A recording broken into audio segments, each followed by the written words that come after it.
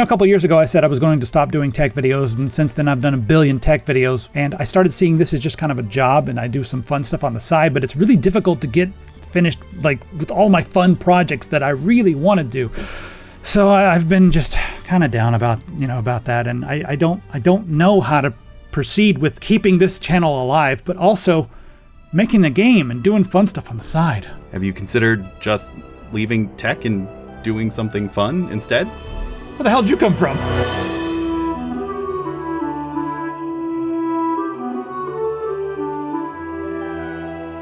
Something's not right here. Oh, yeah.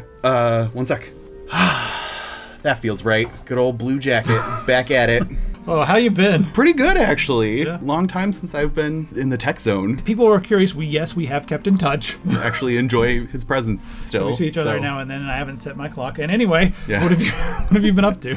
After on the spot right now. Yeah, Go. after I left Tech Syndicate, I spent a lot of time kind of doing the professional DM thing for a while, and all the COVID stuff happened and everything, so I was pretty much just behind a computer DMing for multiple hours a day every day. And then I picked up a job with 1985 Games, and now I am the editor for Obojima Tales from the Tall Grass, which is a leisure fantasy RPG. It's designed to work with 5th edition Dungeons and Dragons. It kind of challenges the whole, like, let's not make a module, let's not make a campaign that's about, like, punching your way across the continent so you can stab God. This one is, as we call a leisure fantasy, but it's designed to be a game that is a little more laid back, low key, and is about enjoying the world around you more than like trying to just kill your way through it as quickly as possible. Almost like a challenge to seasoned role players and new players alike, in that it doesn't just want you to become the most important people in the universe and decide the fate of humanity or whatever. It wants you to enjoy the intrigue of talking to people around you, meeting with spirits, and using creative ways to solve situations instead of just drawing weapons right away. So I want to like open this up and look through it. And before we do that, I want to tell everybody out there that this was my idea. I called Justin, was like, hey, this is cool, and I want to like look at it. So I'm going to show you all something fun. It feels like a lot of the stuff that I used to do when I was really young playing these games. Because before I realized that the games needed a strong story, we were all just existing in these worlds. And then it feels like this kind of goes back to the more just existing in this beautiful world. Yeah, like it is a world setting. It does have 3 adventures in the back of the book that are just, small little one-shot adventures that can kind of be molded into the rest of your campaign and everything like that. But it really serves as more of just like, here you go, this is your slice of life that you get to be in. Enjoy ramen, enjoy communicating with spirits that exist in the world around you and stuff like that, and like lean into the whimsy of this world. Right. So Obojima is whimsy is all over this. Whimsical. Yes, the word whimsical is like, take a shot every time you hear the word whimsical when you're playing Obojima. They're throwing the word whimsy around like 90s adventure games were throwing around the word zany.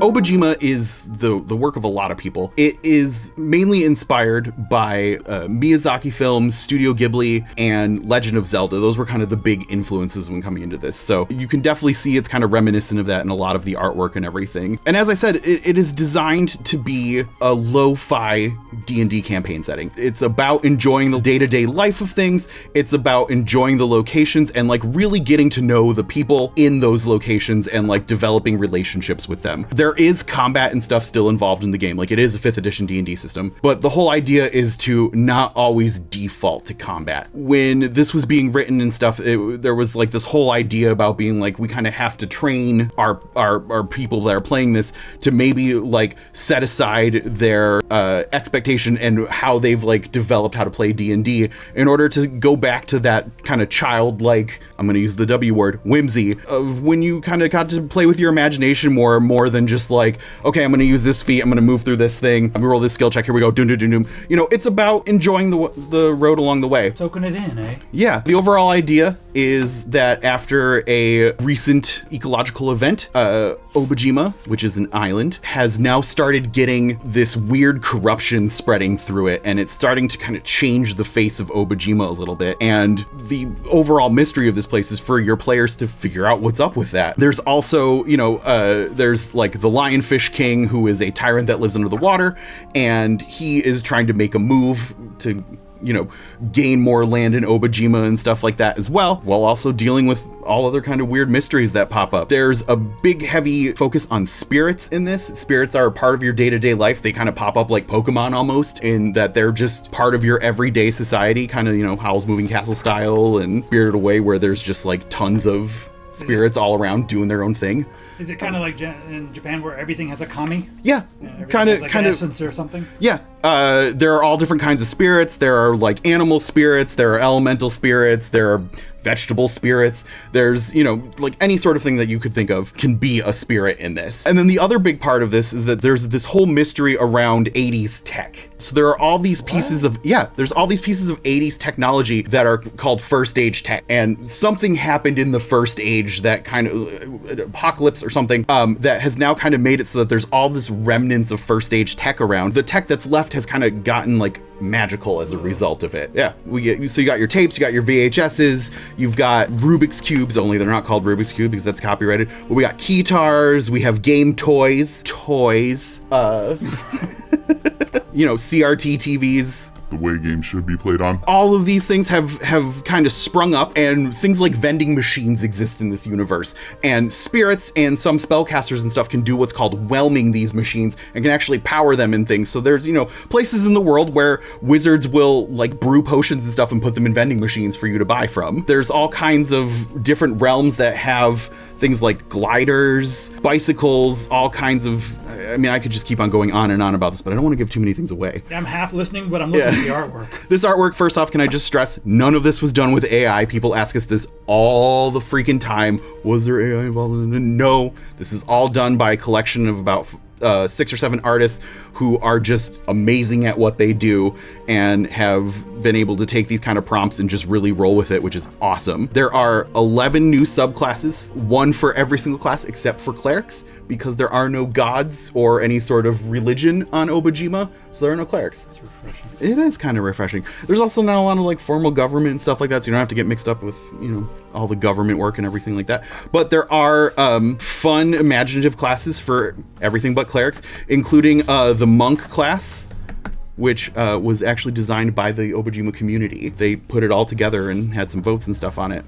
That thing's awesome. That's a sheep dragon. That is the source of wool on Obojima. And they have a fun little ability where they called wind pistol, where they actually like shoot like a puff of air at you and stuff like that. But there are 2 new species that have never existed before in the game. There's a bunch of fun new backgrounds. There's all kinds of new factions, 60 different NPCs and monsters that we added to the game, new feats, 2 new skills, mechanics and salvage, which are used for actually like kind of scraping pieces of 80s tech up, and also for looking for potion ingredients, which is the other kind of big thing that Obojima has to offer, is this entire potion making system. So a lot of times in D&D and stuff, you're just like, well, I want this a potion of healing, and it just exists and it's there, and they don't really talk about like how they're brewed or anything like that. Obojima has an entire ingredient structure, complete with where you can find those ingredients and different levels of rarities for the ingredients, and you can combine them using math. Sorry.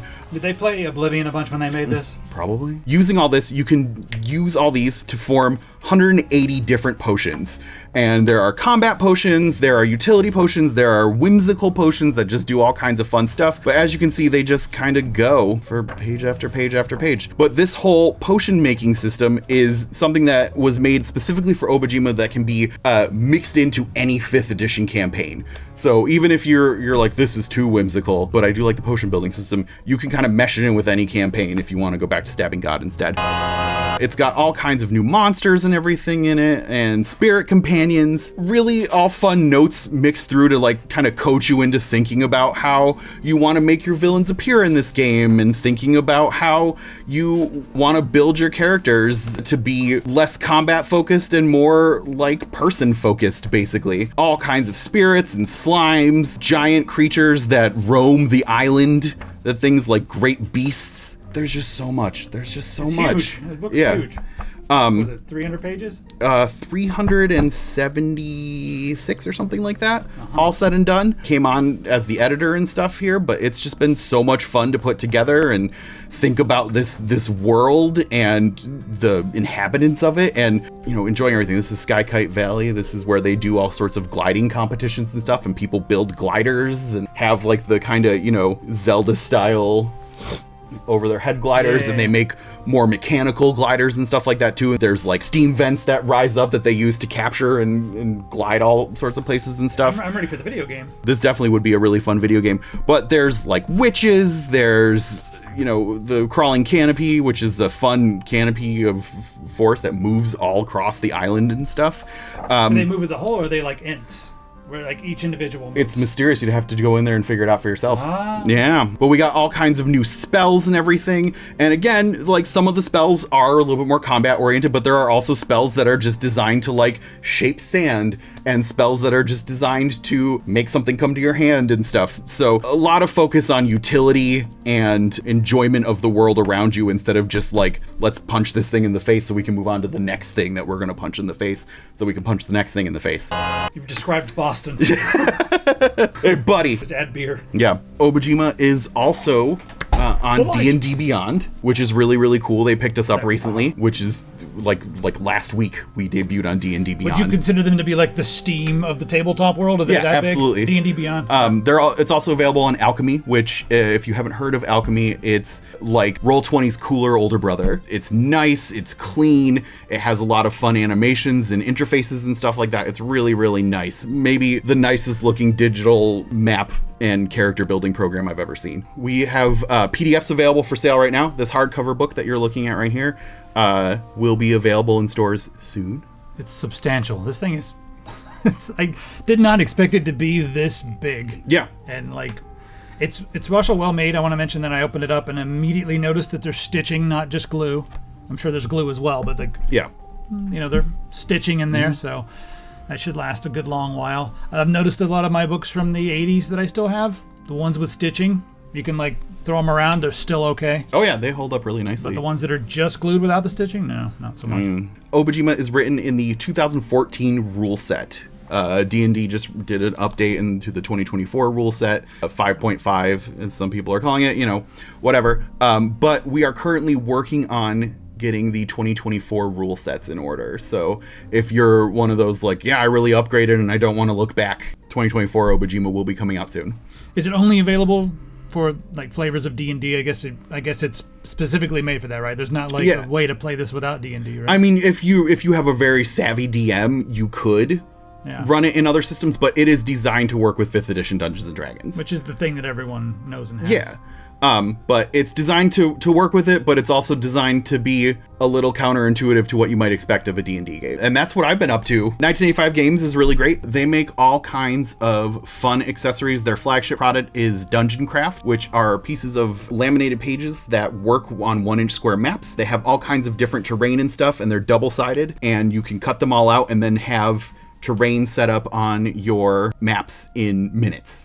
And they look a lot nicer than just drawing things on with pen and paper or with dry erase. Too, yeah. Yeah, once you cut everything out, it's a lot faster. But we do battle maps, we do mystery dice packs, which we have hundreds of different dice styles that you can get. We do hero journals, we do decks of stories, we do VHS dice, which are these guys here that come in these fun little retro VHS cases and things like that. All kinds of really fun stuff. We are a company of gigantic nerds that are making stuff for other gigantic nerds. And they really like 1985. Ripped from the 80s. We love that kind of retro aesthetic and everything. It's super duper cool. But then we also have Obojima.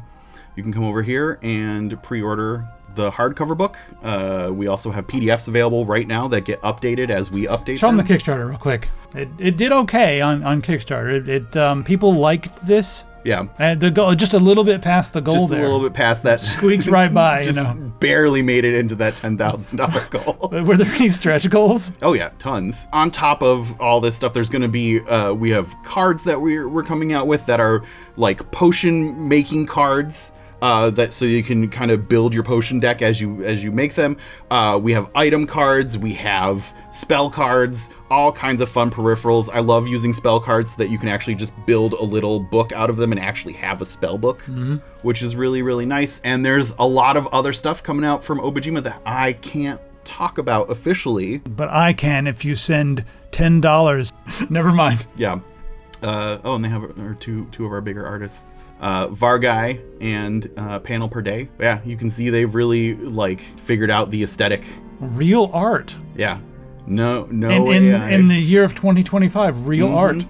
Yep. Hey, look, it's even a piece of Obojima right there. Art with the perspective. Unbelievable. So that's what I've been working on instead of doing tech videos with you. Well, I'm jealous. Be jealous. Yeah.